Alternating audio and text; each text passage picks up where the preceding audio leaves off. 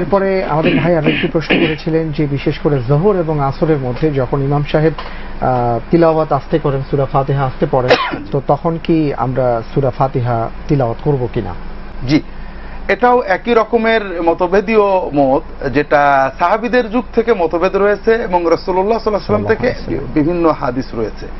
এক্ষেত্রে প্রথম যেটা আমাদের করণীয়, যে সকল বিষয়ে রাসূলুল্লাহ সাল্লাল্লাহু আলাইহি ওয়াসাল্লামের একাধিক হাদিস রয়েছে এবং তার কর্ম একাধিক বলে প্রমাণিত, সাহাবায়ে কেরামের ভিতরে মতভেদ বা একাধিক কর্ম ছিল, সেই সকল বিষয়ে মতভেদ থাকবে, এটাই সুন্নাহ। সবাই একমত হবে, এটা সুন্নাতের খেলাফ। কারণ রাসূলুল্লাহ সাল্লাল্লাহু আলাইহি ওয়াসাল্লাম নিজেই এক মতভেদের অবকাশ রেখেছেন এবং প্রত্যেকের কর্মকে সম্মান করার পাশাপাশি নিজের জন্য যেটাকে উত্তম মনে করব সেটা করব, এটা হলো মূল নীতি। এখন রাসূলুল্লাহ সাল্লাল্লাহু আলাইহি ওয়াসাল্লামের কোনো হাদিসে রয়েছে যে ইমামের পিছনে কোনো কেরাত পড়ার দরকার নেই, এবং কোন সাহাবী মোটেও পড়তেন। আব্দুল্লাহ ইবনে ওমর ইবনুল খাত্তাব রাদিয়াল্লাহু তাআলা আনহু আজমাইন, তাদের থেকে বর্ণিত, তারা কোনো নামাজেই পড়তেন না।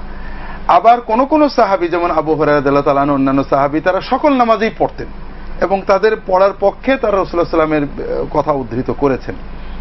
তো এই জন্য বিষয়টা নিয়ে বিভিন্ন মত রয়েছে। যেমন সহিহ ইমাম মুসলিম সহিহ বলেছেন, রাসূলুল্লাহ সাল্লাল্লাহু আলাইহি ওয়াসাল্লাম বলেছেন, ইদা ইন্নামা জুআলাল ইমামু লিউতাম্মা বিহি ফাইদা কাব্বারা ফাকাব্বিরু ওয়া ইদা ক্বারাআ ফাআনসিতু। ইমামকে নিয়োগ দেওয়া হয়েছে তোমরা তার অনুসরণ করবে। ইমাম আল্লাহু আকবার বললে তোমরা আল্লাহু আকবার বলবে, যখন ইমাম কিরাত শুরু করবে তোমরা চুপ করে থাকবে, যখন ওয়ালাদ-দাল্লিন বলবে তখন আমিন বলবে। অর্থাৎ কোরআন তেলাওয়াতের সময় সেটা সূরা ফাতিহা হোক বা অন্যটা হোক, চুপ থাকার কথা রাসূলুল্লাহ সাল্লাল্লাহু আলাইহি ওয়াসাল্লাম বলেছেন। এরকম আরো অনেক হাদিস আছে, ইমামের কেরাতে মুক্তাদির কেরাত হয়ে যাবে, এরকম সহিহ হাদিস রয়েছে, সহিহ অথবা হাসান। তো এই জন্য এটা একটা মত।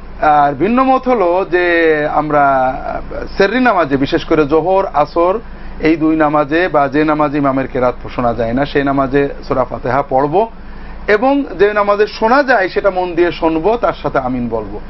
এই মতটা বিভিন্ন ফকি দিয়েছেন এবং ইমাম আবু হানিফার যারা সর্বোচ্চ ছাত্র বা হানাফি মাযহাবের যে দুই ইমাম, তার ভিতরে ইমাম মুহাম্মদ এই মত পোষণ করতেন।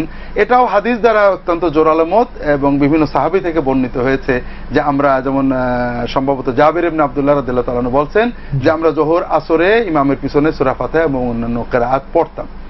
তো এটা জোরালো মত, এটা আমরা পালন করতে পারি।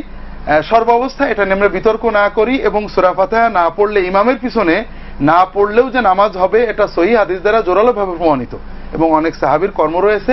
কাজে আমরা এটা নিয়ে বিতর্ক না করে আল্লাহ তাআলা আমাদের হেফাজত করুন।